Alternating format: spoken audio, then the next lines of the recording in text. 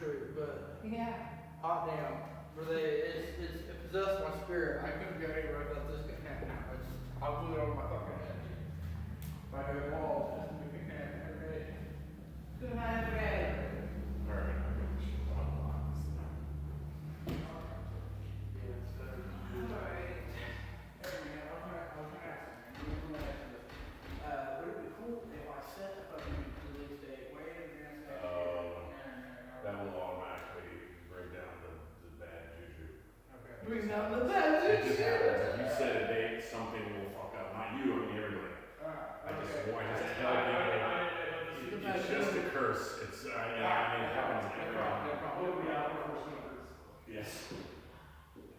See, my only issue is when I'm trying to set up a tour after the release for each and that. That's my only issue. Well, look, man, once you get to me, then it's more predictable. But even then, it's still something. I'll fly by the Even in your own head, man, I would not announce anything. Okay, I got you. For your own. You can pretty much predict when it'll be on Amazon and shit like that, but in terms of like when you would get copies, like that's questionable. So, I mean, yeah, right, if you want to say, like, start thinking at February, just don't make any plans. Okay, I was thinking more like, I might think maybe March or April. April seems like the market's flooded in April. Well, then we can still shoot for that. Like I said, don't set up. I don't mean to aggravate. No, dude, I want you, believe me, you're gonna thank me.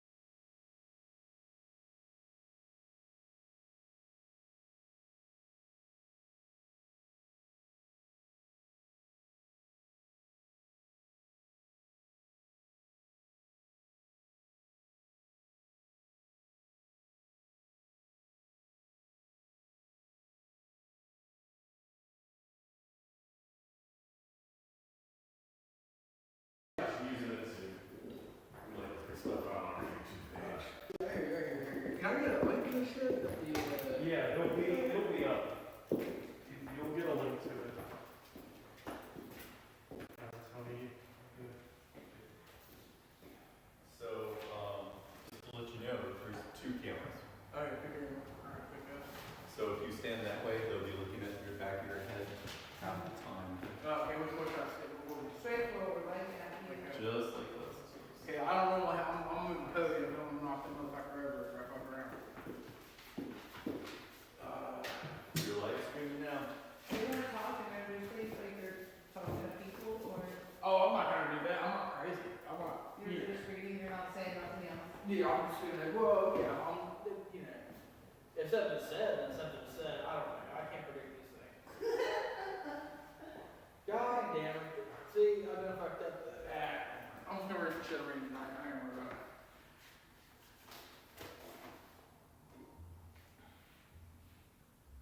What it means to be an American, a personal essay. I'm an American, and I mean that. I'm smiling. My father's a veteran, so in my dreams, I'm an armored tank. I watch a lot of television. In America, on television, there's a lot of strangers pretending to love each other and a lot of smiling.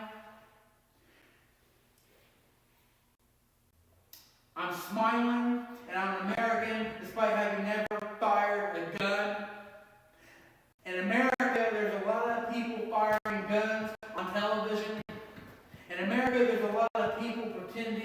each other.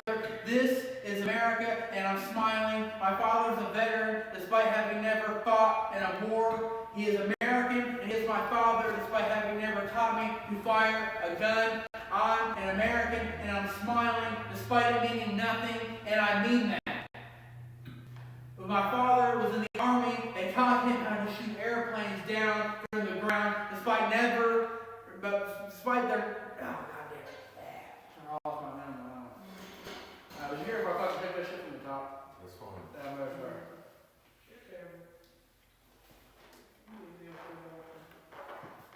What it means to be an American, a personal essay. I'm an American, and I mean that. I'm smiling. My father's a veteran, so in my dreams, I'm an armored tank. I watch a lot of television. In America, on television, there's a lot of strangers pretending to love each other, and a lot of smiling. I'm smiling, and I'm an American, despite having never fired a gun. In America, there's a lot of people firing guns on television. In America, there are a lot of people pretending to love each other. This is America, and I'm smiling. My father's a veteran, despite having never fought in a war. He is American, and he is my father, despite having never taught me to fire a gun. In America, I'm an American. Goddamn. Nah, I can't be stuck recording. I'm just going to jump to that second time. I'll come back to it. I can't fuck around like that. I am Lord. I'm sorry. I know I am. I really do apologize. Just keep going. Charlie Manson and violence in the United States prison industrial complex and how they correlate. How cancer cells form tumors. How if you beat a dog long enough, maybe it will learn to be loyal. How orphan newborns can die from being unloved. How Charlie needed a haircut. How the infrastructure is crumbling. How dysfunction breeds dysfunction. How we're products of our environment. How the part of the brain that tells an animal when it's being attacked and when it's in danger is necessary. How nothing prepares you for combat but combat.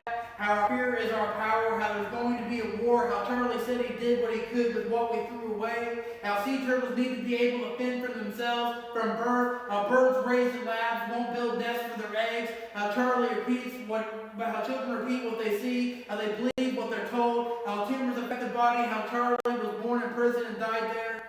How he asked an interviewer to imagine what it'd be like to be interrogated by the SS. How if you beat a dog long enough, maybe it will learn to be quiet. How you take someone's power. How it's 10 p.m. Do you know where your children are? How America has violence and drugs and what they plan to do about it. How we lock up and how we throw away keys. How a dog chained to a dirt yard learns to lie in the dirt. How caged rats will eat each other. How at this rate one day there'll be more of us in than out. How Charlie said every man in prison was his father. How a child repeats what they believe, what they see, and repeat believe what they're told. How Charlie said he has many children and we gave them to him. How an interviewer how he asked an interviewer to imagine what it'd be like to be interrogated by the SS and what he meant when he said it. How a beaten dog sharpens his teeth. How nothing prepares you for combat. How sea turtles learn fear. How we lose our power. How cancer cells form tumors. How tumors affect the body. How a dog came to a dirt yard, learns to lie in the dirt for how long. How there's always going to be a war. How America has violence and drugs. How we lock up. How we throw away. How children repeat. How the part of the brain that tells an animal when it's being attacked and when it's in danger is necessary. How it's 10 p.m.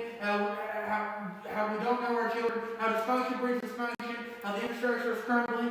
And what I mean when I say that, more of us in than out. How if you beat a dog long enough, you'll see what happens.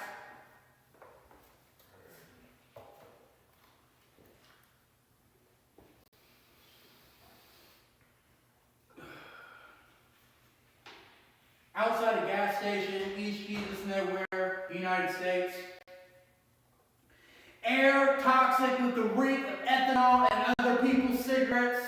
A horde of faces, tattooed ugly, sometimes but not often beautiful. A man begs for spare change or smokes or a phone call, high on methamphetamine or maybe gold spray paint.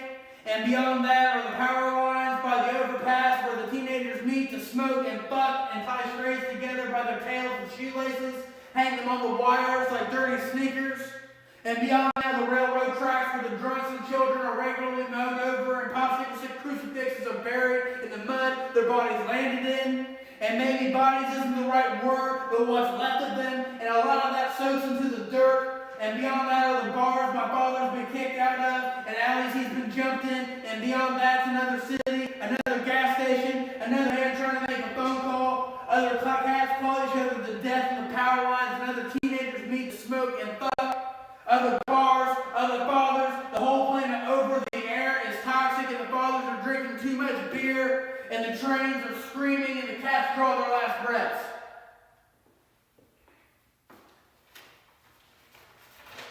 I'm gonna try this one more time on this fucking phone.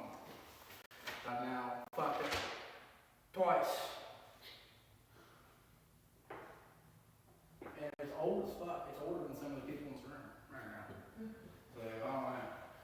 It's not even that long. What it means to be an American, a personal essay. I'm an American, and I mean that. I'm smiling. My father's a veteran, so in my dreams I'm an armored tank. I watch a lot of television.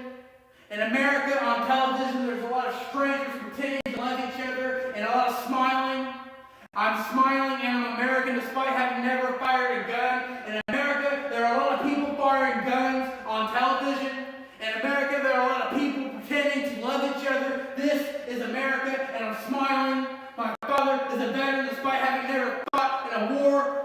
He is American, and he is my father despite having never taught me to fire a gun. In America, I'm an American, and I'm smiling despite it meaning nothing, and I mean that. My father was in the army, but they taught him how to shoot airplanes down from the ground despite there being none to fire at. They were pretending. America is a lot of pretending. America is a lot of smiling, a lot of firing guns, but nobody smiles when firing guns. In America, when someone fires a gun, they mean it. This is America. I am American, and I'm an armored tank. This is America. Everybody's smiling. Nobody means it. Alright, I'm going to read this last poem, and this poem very much is to me what Creep is to Radiohead, and that I'm constantly asked to play it, and I'm getting sick of it.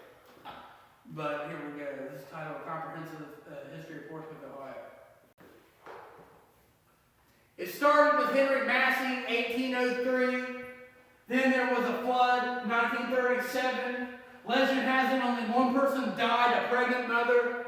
They painted her dying breath on the murals in 1950. They say for every cockroach you see, there are 1,000 you don't. A factory opened in 1802. It made shoelaces. April 3rd, 2013, Megan Lancaster disappeared in a Rally's parking lot. She had a son. October 23rd, 2020, Mike Moran was arrested on 18 charges related to drug and human trafficking. They say for every cockroach you see, there are 1,000 you don't.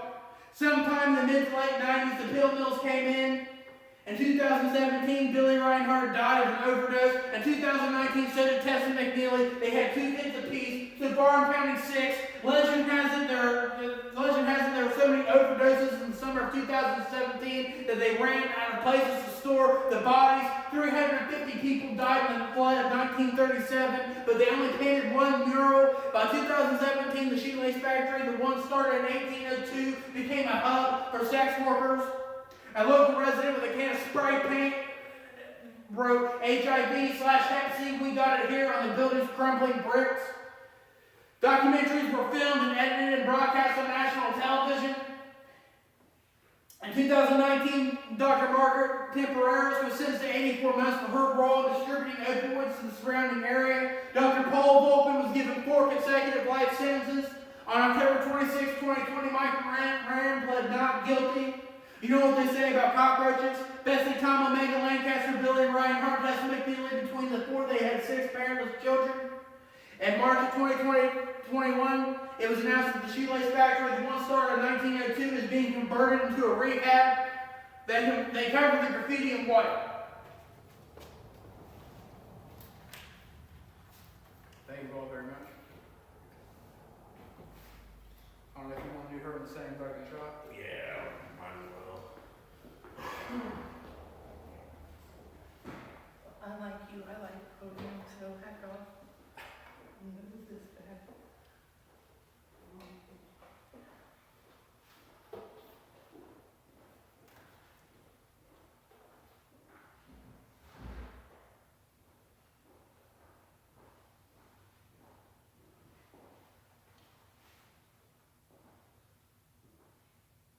the etymology of sin.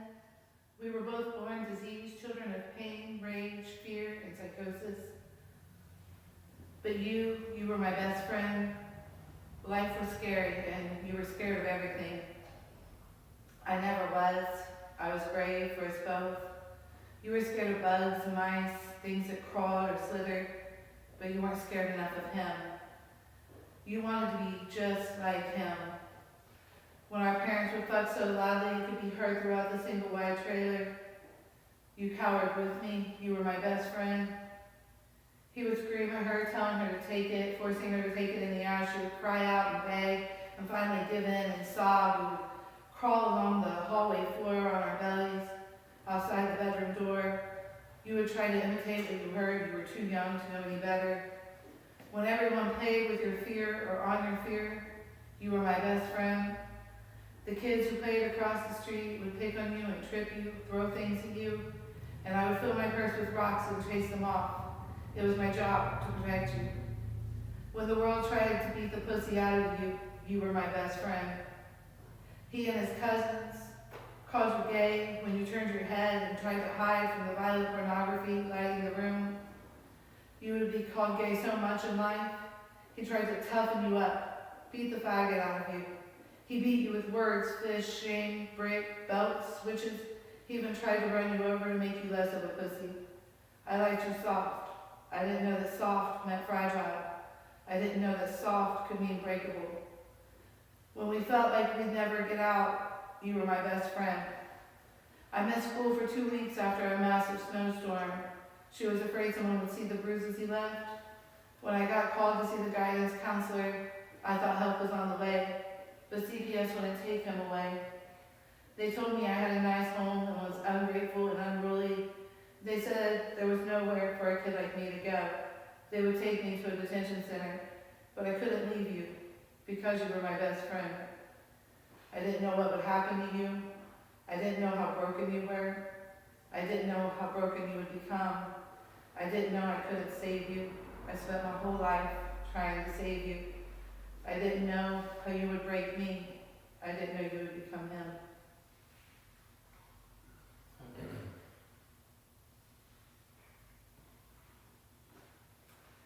My first visit to the gynecologist. The first time I heard your heartbeat, there was writing on my shoes. Nikki, my mom whispered out at me, put your foot down. I was so embarrassed, she adds when she tells the story. I felt my cheeks flush with heat and my eyes fill up with tears as I slid my wide-leg jeans over my canvas tennis shoes, crossed my feet under my chair, and sank into my oversized flannel. I couldn't be pregnant. I had only heard people talk about trying to get pregnant. I wasn't trying. I had only had sex twice. The first time was on my 14th birthday. A man in his mid-20s with condoms in hand told me he was my birthday present. He then broke a bed, a nightstand, and a lamp with my body. When my parents picked me up the next day, they tore my clothes off, exposing all the hickeys and bruises. I was grounded for 2 weeks. Can we just not count that one? No, I couldn't be pregnant. Something had to be wrong with me. Maybe it was cancer. Girls my age don't have babies. I'm not ready to be a mom.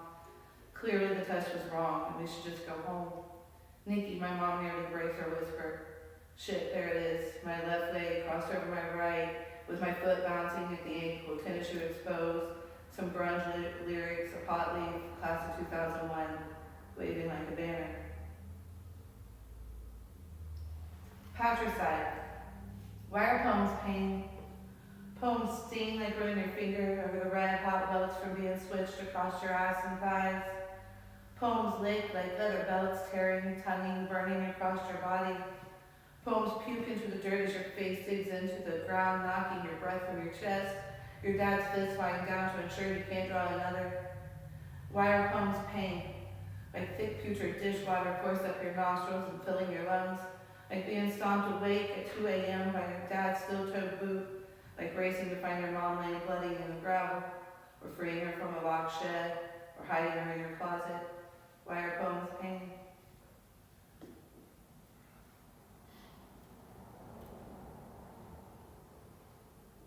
The last time I saw you was the night of the race riot, a drunken mob and a bar brawl, busted glass, running from the cops. When we got back to my house, we were in pain, a loud, frenzied, violent pain. We said things to each other we'd never said before, the most unsaid things we had. You broke down screaming apologies and confessed you had had sex with my dad. I confessed I knew, and it wasn't your fault. You were only 12 when it started. I always knew, but I didn't know I always knew. I know it felt wrong that he and his friends would take you out to the shed or to the van and smoke pot and drink whiskey, but they were just partying. My mom would tell me I was being jealous. I told you you weren't the only one. I told you about the night that Mom had to drag him off Amber while she slept in the bed after a sleepover with pajamas and movies and loud music and too much liquor and drugs and liquor and too much liquor. I told you about when I had hung out with Carla after her first overdose and she broke her boyfriend's hand so we wouldn't have to report him to jail. They did pain pills in the backseat of my car until I took her home. Her parents said she cowered in the kitchen corner screaming my dad raped her. She hadn't seen my dad that day. Everyone said it was drug-induced, and it was. We talked like we knew this was our chance to make amends, and then you screamed for a year, and then you were silent. After 3 days of silence, I begged for your screams, but still you're silent.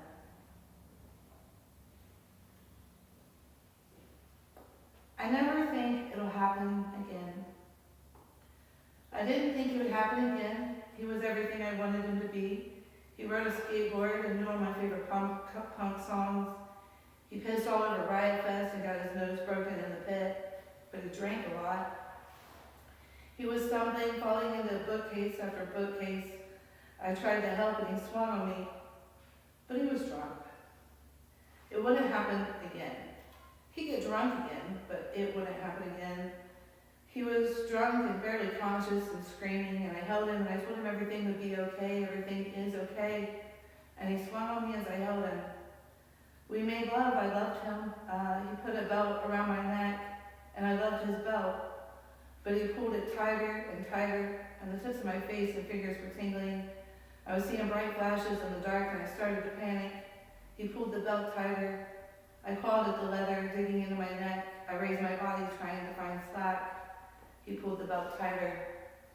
I felt myself collapsing. I could feel nothing but falling and not wanting to fall. I woke up to him fucking my lifeless body. I told him things went too far. I told him I'd been choked before. I'd been choked until blood poured from my nose, but not until I was unconscious. And I didn't want that to happen again. He wrapped his hands around my throat. He squeezed until my throat shaped like clay in his fingers. I fought to continue breathing. I could feel my flesh filling in the spaces in his fingerprints. I dug my nails into his flesh and tried to tear his hands away chunk by chunk. I collapsed and he fucked me, and I awoke to him fucking me. I didn't think it would happen again. I came home from work. It was late and I was tired. I wanted to do a dab and go to sleep. He asked who I was fucking. He spent all evening imagining me bent over the bar as I was being crowded with patrons. He wouldn't let me sleep as part of his cruel interrogation tactics. I told him I couldn't cry all night and then work all day. I thought it wouldn't happen again. I came home from working a late night at the bar. He said I smelled like men and sweat. He said I smelled like sex. He wanted to know who I was fucking. He asked to check me. He wanted proof that no one had been inside me. He held me down and forced his fingers in. He smelled his fingers and forced them inside me again. He tasted his fingers. He said I tasted like sex. He said I tasted like unprotected sex. He said I tasted like cock. He wanted to know why I was wet. He wanted to know who I fucked. I shrank. I was so small I could disappear, but I couldn't disappear. I wanted to disappear. I made myself small. Small things are weak. He threw me on my face and held me down by the back of my neck. He bent me over and slammed inside me so hard blood poured from my ears and down my thighs. I tried to crawl away.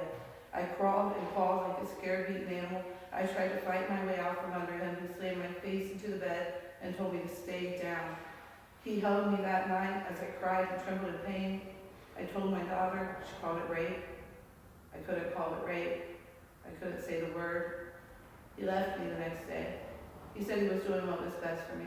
He said he was doing what I was too weak to do.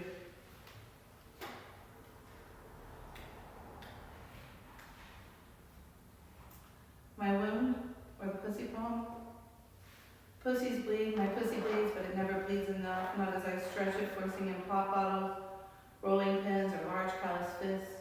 It bled when I punched out holes in my labia, it bled for weeks, but it didn't bleed enough.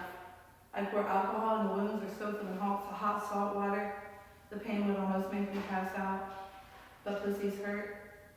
My pussy hurts so badly no pot can pound out the egg, I can't tear it out or stab it out. I tried and tried. All I am is my beautiful magic pussy. I want to destroy all that I am.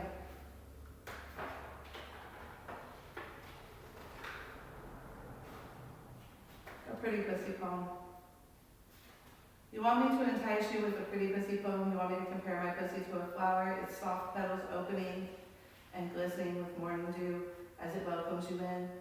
Its sweet fragrance fills the air and you fuck me? But I don't have a pretty pussy poem. I have a deep, dark pussy poem, a poisoned pussy poem, a raped pussy poem, a mucusy pussy poem, a pussy poem pushing out placenta. You want me to sing my pussy poem like a siren luring you to my lair? Instead, I pick my pussy poem, bottle platter, and demand you fill your plate. Still you eat of my pussy poem, you eat, and never stop quizzing yourself on my poisoned pussy poem. Welcome.